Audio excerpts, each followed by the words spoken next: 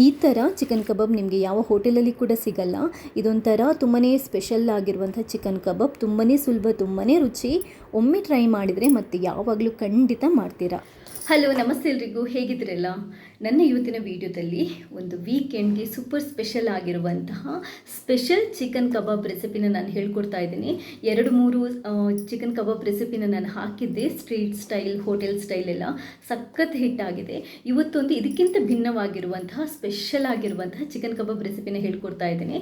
ಇದು ಜಸ್ಟ್ ಕ್ಯಾಟ್ರಿಂಗಲ್ಲಿ ಮಾಡ್ತಾರಲ್ಲ ಆ ಥರ ಸೂಪರ್ ಆಗಿರುತ್ತೆ. ಕ್ರಿಸ್ಪಿಯಾಗಿ ತುಂಬಾ ಚೆನ್ನಾಗಿ ಬರುತ್ತೆ. ಈ ರೆಸಿಪಿ ಕೂಡ ನೀವು ಒಂದ್ಸರಿ ಟ್ರೈ ಮಾಡಿ ನನಗೆ ನಿಮ್ಮ ಫೀಡ್ಬ್ಯಾಕ್ನ ತಿಳಿಸಿ.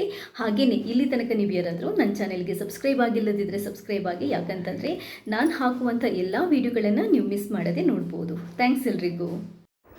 ಈ ಸೂಪರ್ ಆಗಿರುವಂತಹ ಚಿಕನ್ ಕಬಾಬ್ ಮಾಡಲಿಕ್ಕೆ ನಾನು ಅರ್ಧ ಕೆಜಿಯಷ್ಟು ಚಿಕನನ್ನು ತಗೊಂಡಿದ್ದೀನಿ. ನೀಟಾಗಿ ತೊಳೆದ್ಬಿಟ್ಟು ನೀರನ್ನು ಹಿಂಡ್ಬಿಟ್ಟು ರೆಡಿ ಮಾಡಿಟ್ಕೊಳ್ಳಿ. ಇವಾಗೊಂದು ಪೇಸ್ಟ್ ರೆಡಿ ಮಾಡ್ಕೋಬೇಕು.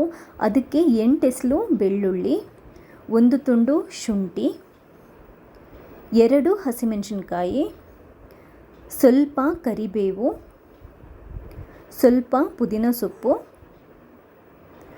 ಸ್ವಲ್ಪ ಕೊತ್ತಂಬರಿ ಸೊಪ್ಪು.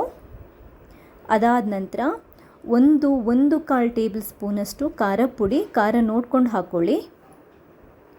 1/4 ಟೇಬಲ್ ಸ್ಪೂನಷ್ಟು ಕಾಳುಮೆಣಸಿನ ಪುಡಿ, 1/4 ಟೇಬಲ್ ಸ್ಪೂನಷ್ಟು ಅರಿಶಿನ ಪುಡಿ,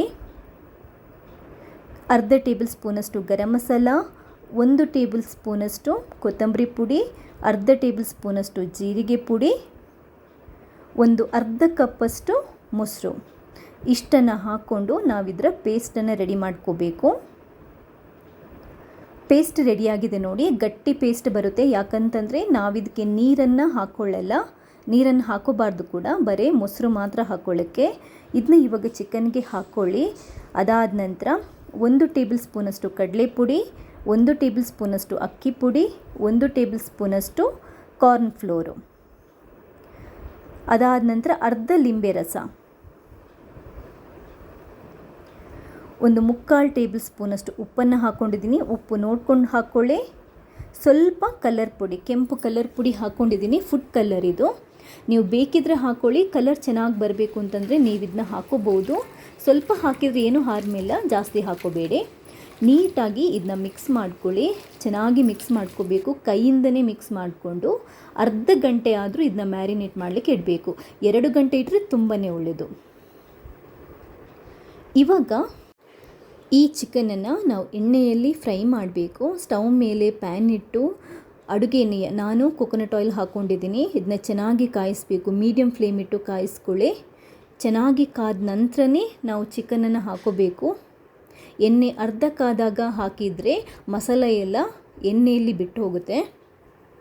ಆದ್ದರಿಂದ ಮೀಡಿಯಮ್ ಫ್ಲೇಮಲ್ಲಿ ಇಟ್ಕೊಂಡು ಚೆನ್ನಾಗಿ ಎಣ್ಣೆ ಕಾದ ನಂತರ ಚಿಕನ್ ಪೀಸನ್ನು ಹಾಕ್ಕೊಳ್ಳಿ. ಹಾಕ್ಕೊಂಡು 1 ನಿಮಿಷ ನೀವು ಅದಕ್ಕೆ ಸೌಟೇನು ಹಾಕಿ ಮಗುಚಬೇಡಿ. 1 ನಿಮಿಷ ಆದ ನಂತರ ಆ ಮಸಾಲೆ ಸ್ವಲ್ಪ ಎಣ್ಣೆಯಲ್ಲಿ ಕಾದು ಗಟ್ಟಿಯಾದ ನಂತರ ನೀವು ಮಗುಚ್ಕೋಬೋದು. ಇದೇ ಥರ ಮಗುಚುತ್ತಾ ಒಂದು 4-5 ನಿಮಿಷ ನಾವು ಫ್ರೈ ಮಾಡಬೇಕಾಗುತ್ತೆ. ಡೀಪ್ ಫ್ರೈ ಬೇಕು ಅಂತಂದರೆ ಒಂದು 5 ನಿಮಿಷ ಮಿನಿಮಮ್ ನೀವು ಫ್ರೈ ಮಾಡ್ಕೋಬೇಕಾಗುತ್ತೆ. ಚೆನ್ನಾಗಿ ಬೆಂದು ಕ್ರಿಸ್ಪಿ ಆದ ನಂತರ ಇದನ್ನ ತೆಗೆದ್ಬಿಡೋಣ. ನೋಡಿ ಎಷ್ಟು ಸೂಪರ್ ಆಗಿರುವಂತಹ, ಎಷ್ಟು ಚೆನ್ನಾಗಿರುವಂತಹ ಕಬಾಬ್ ರೆಡಿಯಾಗಿದೆ. ಸಖತ್ ಕ್ರಿಸ್ಪಿಯಾಗಿ ಬರುತ್ತೆ, ಸಖತ್ ರುಚಿಯಾಗಿ ಬರುತ್ತೆ. ನೀವು ಯಾವತ್ತೂ ತಿಂದಿರಲ್ಲ, ತುಂಬಾ ಚೆನ್ನಾಗಿರುತ್ತೆ. ಒಂದ್ಸರಿ ಈ ಸ್ಪೆಷಲ್ ಕಬಾಬ್ ರೆಸಿಪಿನ ಟ್ರೈ ಮಾಡಿ ನನಗೆ ಮರೆಯದೆ ನಿಮ್ಮ ಫೀಡ್ಬ್ಯಾಕ್ನ ತಿಳಿಸಿ. ನನ್ನ ಚಾನೆಲ್ನಲ್ಲಿ ಸ್ಟ್ರೀಟ್ ಸ್ಟೈಲ್ ಚಿಕನ್ ಕಬಾಬ್ ಹಾಗೆಯೇ ಹೋಟೆಲ್ ಸ್ಟೈಲ್ ಚಿಕನ್ ಕಬಾಬ್ ರೆಸಿಪಿ ಕೂಡ ಇದೆ. ಅದರ ಲಿಂಕನ್ನು ಡಿಸ್ಕ್ರಿಪ್ಷನ್ ಬಾಕ್ಸಲ್ಲಿ ಹಾಕಿರ್ತೀನಿ.